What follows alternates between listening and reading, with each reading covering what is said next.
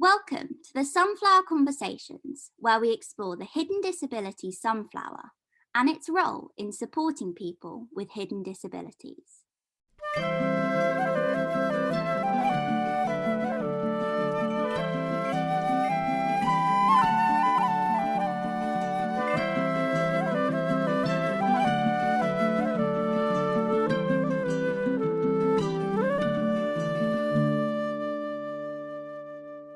Welcome to the Sunflower Conversations. I am your host, Chantal, and today we are going to be talking about diabetes.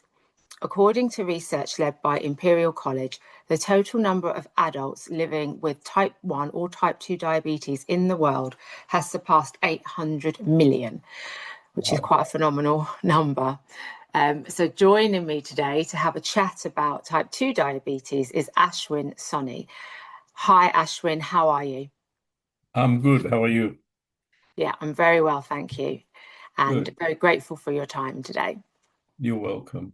So Yes. Ashwin has type 2 diabetes, as I mentioned, and he's going to share his personal lived experience. Before we get into some of our chit chat, I'm going to give a quick visual description of myself.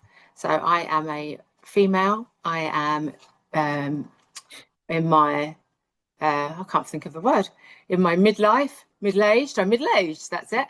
I've got brown skin, I've got long brown curly hair, and I'm wearing a red top and a red cardigan. Ashwin, could you just give a visual description of yourself, please?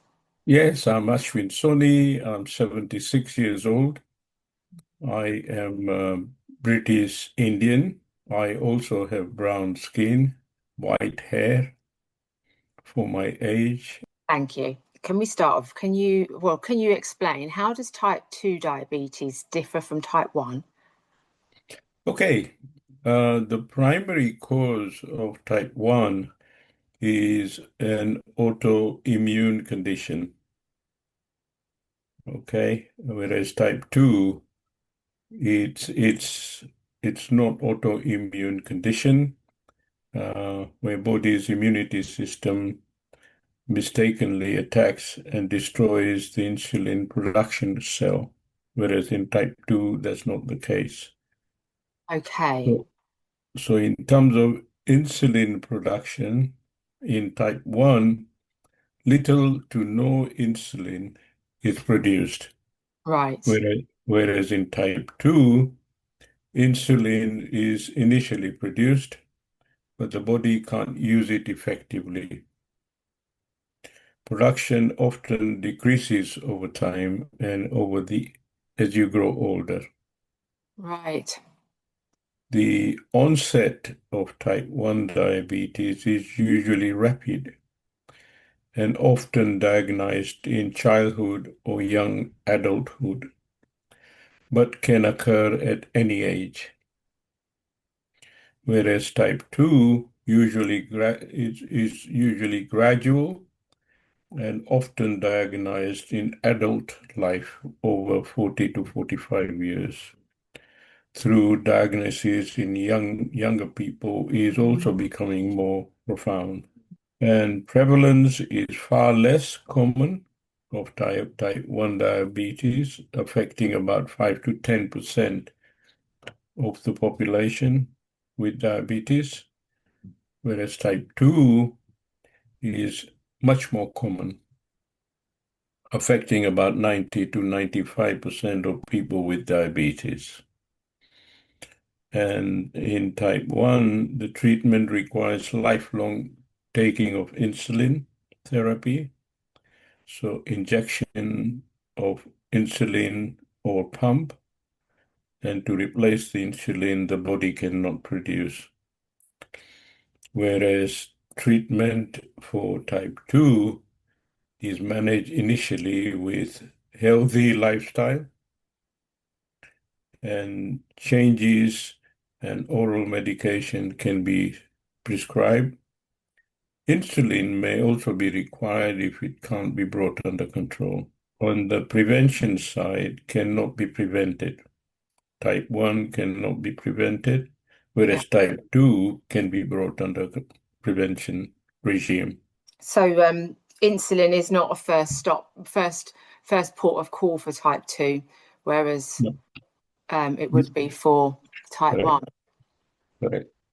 So in my case, just to give you a practical example, I take metformin and I also take dapagliflozin as well. So I take two medications Okay. to control my type 2 diabetes. Can you explain what some of your sort of symptoms are and how it began? Yes, core symptoms uh, are basically I felt tired. I went and had poor night sleep and went urination regularly. Not just at night, but also during the daytime. And I started to get dry skin, and I felt very uneasy and not up to myself normally. The most common symptoms experienced are direct result of the high blood sugar level, glucose level, as the kidneys try to flush out the excess sugar through urination. Okay, so increased thirst was one. Then frequent urination was the next one. And feeling very tired was another one. And I had patches on my skin, What, like uh, dry patches or? itchy patches, Okay. dry, yeah, and also reddish. And others subtle and gradual signs was blurry vision, Hmm. slow healing after cuts or sores, and frequent infection Oh, really? and tingling or numbness in my feet. So that must have been, and did they all sort of come at once, or was it like a No, no, gradual? they were there, but I sort of ignored them initially. My doctor kept on saying to me that I was getting to be pre-diabetic, so pay attention. Okay. And we were taking regular blood samples, and I was initially resisting having to go on medication or treatment. So they put me on a course. Okay. I went on a course and learned a little bit about what diabetes is all about and how I may control it and so on.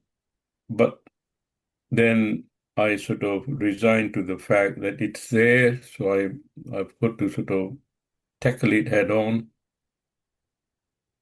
and do something about it. And how long have you been living with? It's about 4 years now. Okay.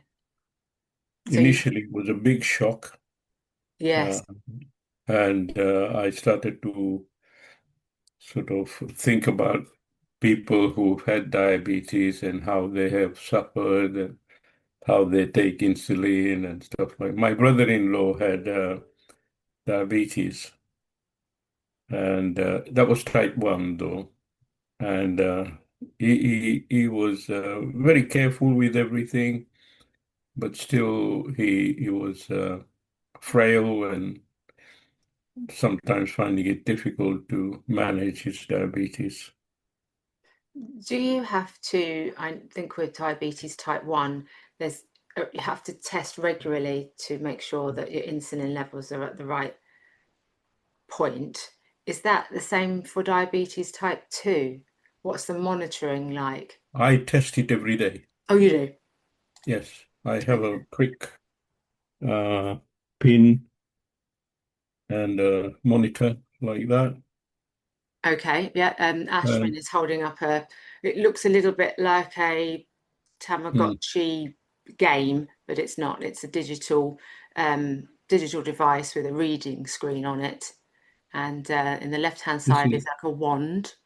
yeah, that's the pin to prick your finger, Okay. and I do it every morning. Sorry, Uh, can you just say that you do, and you because it's froze, so you do that every yeah, morning? so that is my blood sugar level indication for me every morning. Okay. Yeah, and I use that as a means of controlling my diabetes on a regular basis. So I keep a chart of how it has been. Oh, wow. And do you have to keep an eye on that yourself, or do you take the chart to the doctors and they Yeah, when assess I it? have a review with the diabetes doctor or a nurse, I take the chart with me.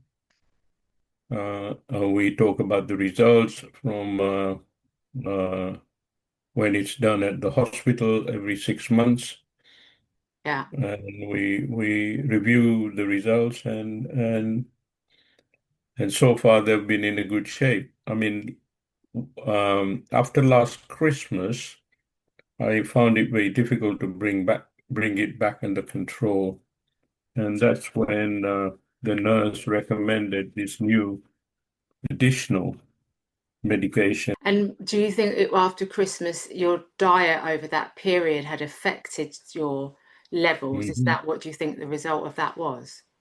That's right. I So, was I was bit relaxed during Christmas period last year and had a little bit of more chocolate and yeah, puddings and things like that. And then I found it very difficult through January and February to bring it under control. yeah. And So that, it's not even necessarily excessive amounts. It's just more than what you should be having because of your yeah, yeah. diabetes. And when I spoke to the nurse, she said, it's not your, don't blame Christmas for it. I think you were, even if Christmas had not been there in the middle, you would have still gone through this experience Okay. of, of a few uncontrollable periods. This new medication that I've been taking has helped me quite a bit. So I take that in the morning and metformin in the evening before bed. Are there any dangers to not, say, for example, if you decided tomorrow, I'm not taking any more medication, either of them, are there dangers associated with type 2 diabetes and not managing it? I don't know. I haven't experimented that, but I guess if I stop it, then it will go out of control. Because I think there'd be a problem with maybe the arteries becoming blocked, which could then cause greater Yeah, greater it health it it, conditions. it can do, and I that's the risk I don't want to take. No. I'm tempted to go through a period of not taking anything to see what happens, Oh, but I really? haven't done it yet. Hmm. Yeah. Well, maybe don't do that. We don't want anything bad to happen to you, Ashwin. Yeah. See, my nurse and my doctor would not recommend it. Yeah, yeah. And anybody Um, listening to this, we just have to if say, I please if I do follow. it, I'll do it on my own volition, really. Yeah. Well, for anyone listening to this, please follow the advice of your healthcare practitioner. You are listening to the Sunflower Conversations. Remember to hit subscribe. Has type 2 diabetes affected your life socially? You said that you've only had it Yes, four yes, years. it has. It has. All my portions are smaller. Right. Yeah. Whereas before I was taking this much rice and maybe eating three, four chapatis, Yeah. I have this much rice and maybe no chapatis. Or if I have a chapati, I don't have rice. I'm a vegetarian mainly, Yes. so I try to sort of eat sensibly. Lots of proteins through lentils and eating cheese and so on. I eat eggs, so I'm okay. But many vegetarians don't even have eggs. Yeah. Vegans.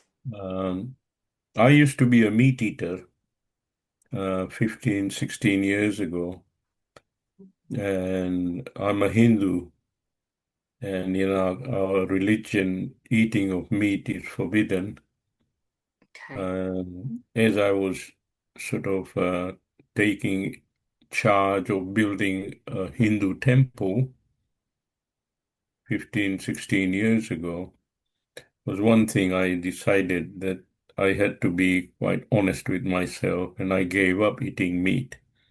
As soon as I did that, my iron level in the blood started to come down quite a bit.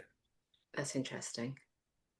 So you've actually been very aware of food and the causes of the effects it has on your body, really, Right. probably all your life, if actually this is part of one of your religious beliefs. So, Absolutely.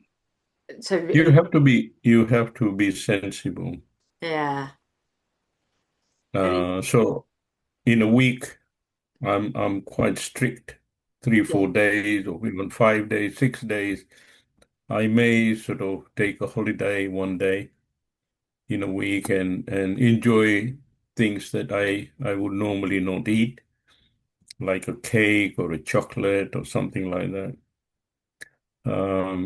But this year, after taking this new medication, um, my blood sugar level is under good control.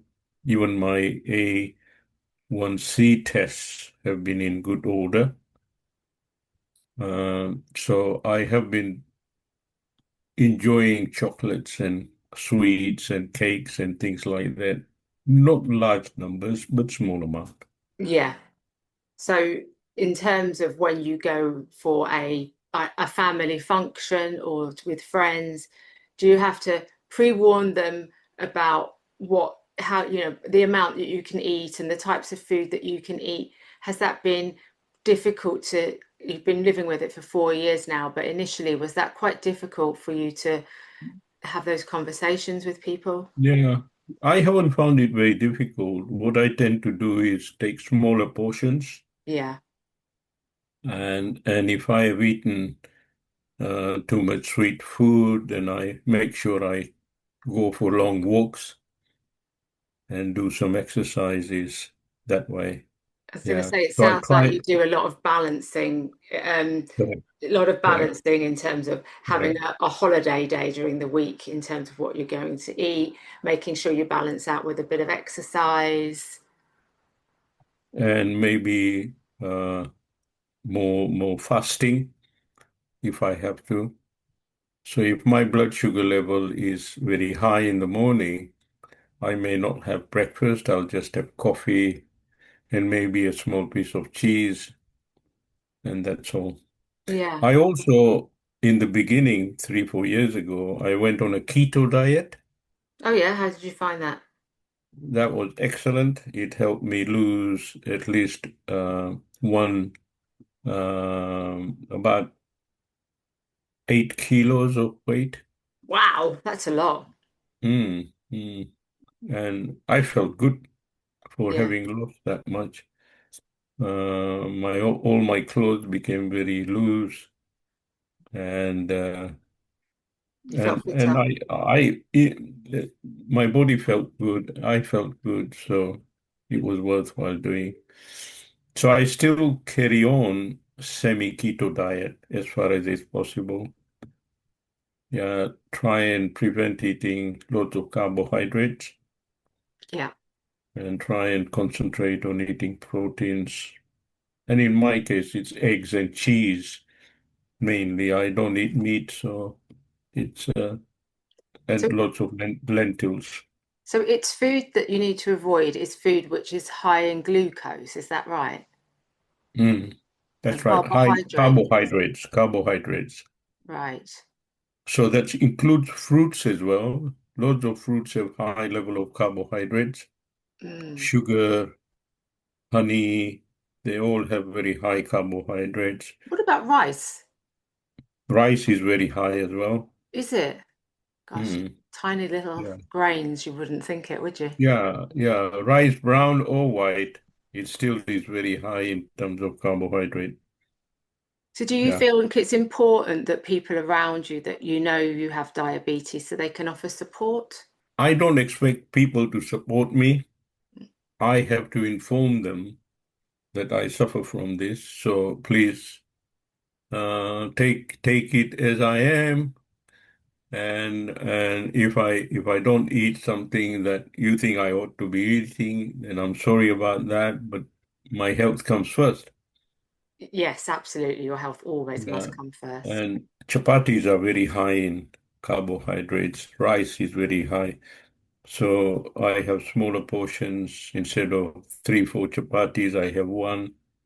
And the chapati she makes out of millet flour is also very healthy. So I do have that as well Okay. instead of gram flour. Right. It's very interesting. It's kind of a Yes. bit of a nutritional education for me right now. Correct.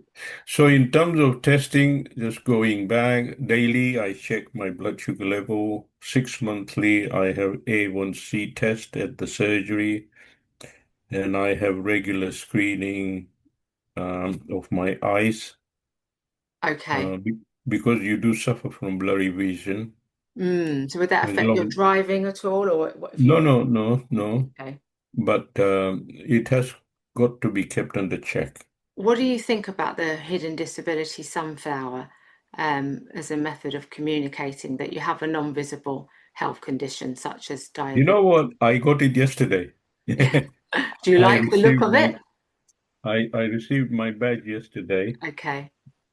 and I don't know what to do with it. So What should the I?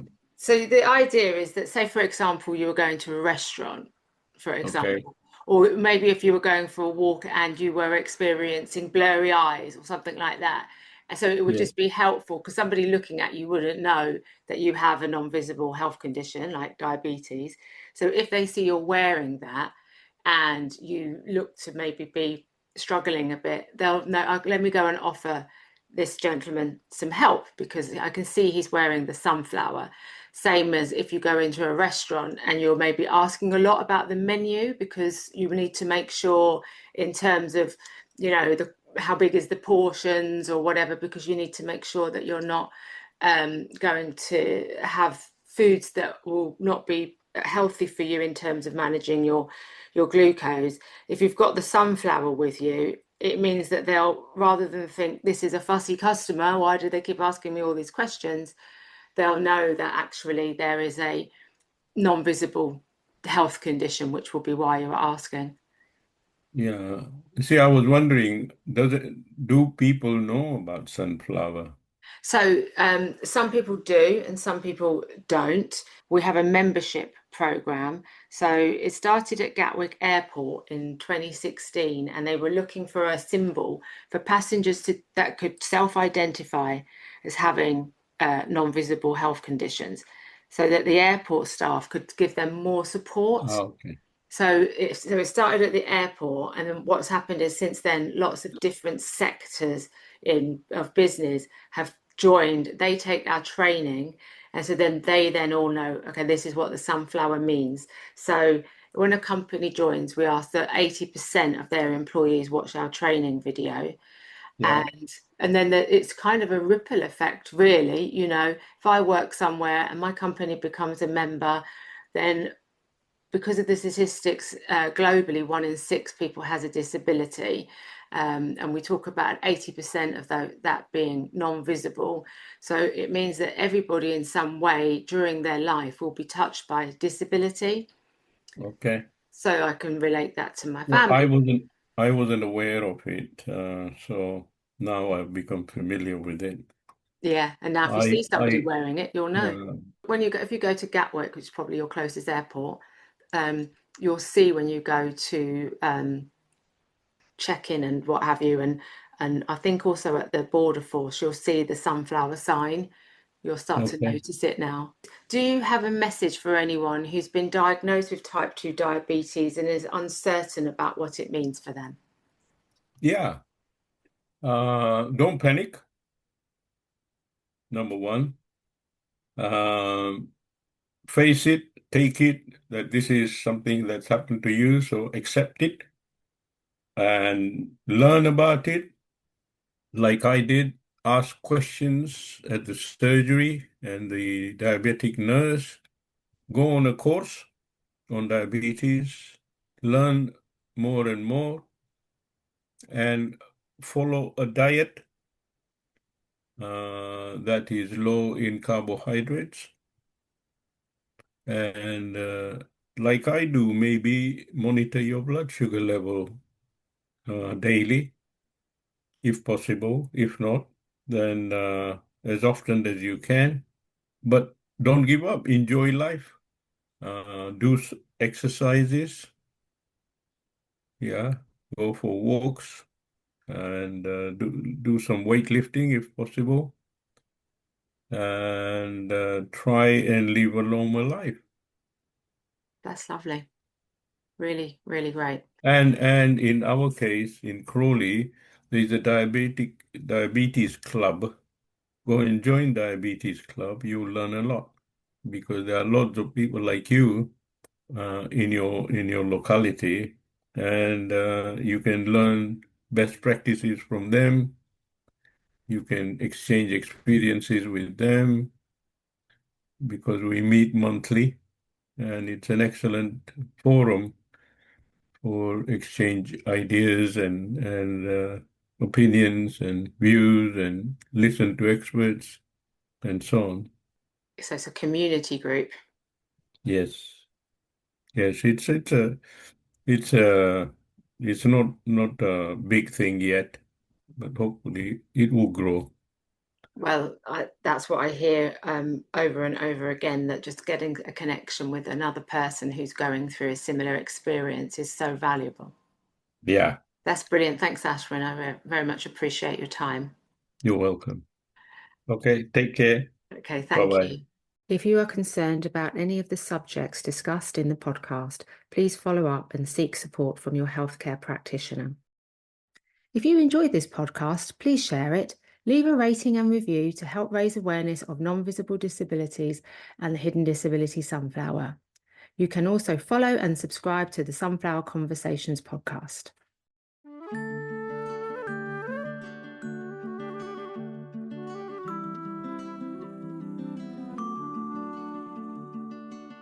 If you'd like to share your sunflower story or conversation, please email conversations@hiddendisabilitiesstore.com.